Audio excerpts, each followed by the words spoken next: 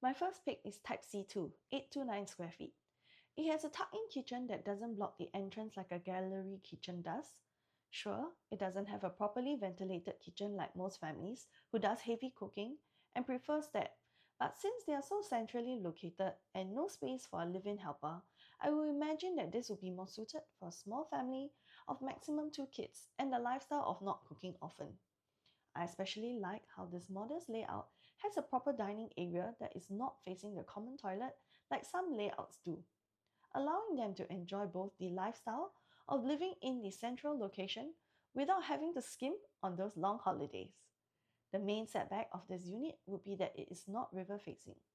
Hence, this might be one of the most attractively priced 3-bedroom types in River Modern. So if you're more price sensitive, this might be a unit for you. My second pick is the Type C3 at 893 square feet. It was a tough choice between Type C4 because of the naturally ventilated kitchen that C3 doesn't have. But I eventually chose C3, and here's why.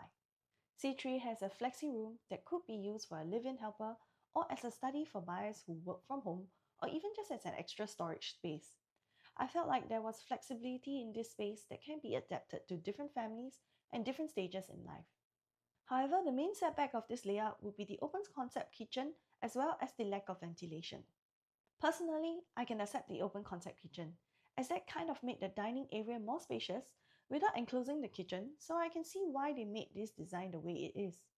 I do find this layout very suitable for the current busy lifestyle that you have easy access to a lot of food nearby. I also really appreciate how the layout is like a hybrid between a traditional and a dumbbell layout. So there is one ensuite on the left, hence the walkway space is further reduced compared to having 3 rooms lined up side by side. I think this is how they managed to have a proper 3-bedroom unit plus flexi all in this 893 square feet. It's really amazing with harmonization what we can all fit in. Last but not least, this unit is also river facing and positioned in such a way that it's north-south facing. There is really no west sun and is definitely one unit to consider. Last but not least, my favorite one would be C5, the 1098 square feet. And I chose this layout as it ticks many boxes of most family profiles requirements. It has a landscape living and dining area, a powder room near the entrance, a signature layout of recent Guacoland projects, as well as a flexi room allocated in the kitchen area. Similar to what we discussed before, depending on your requirements, this flexi room can potentially be made into a helper's room or for extra storage. But what would really make this unit stand out to me is that when you open this all up, without having the flexi room, it becomes a show kitchen as shown in the SHOWFLAT unit.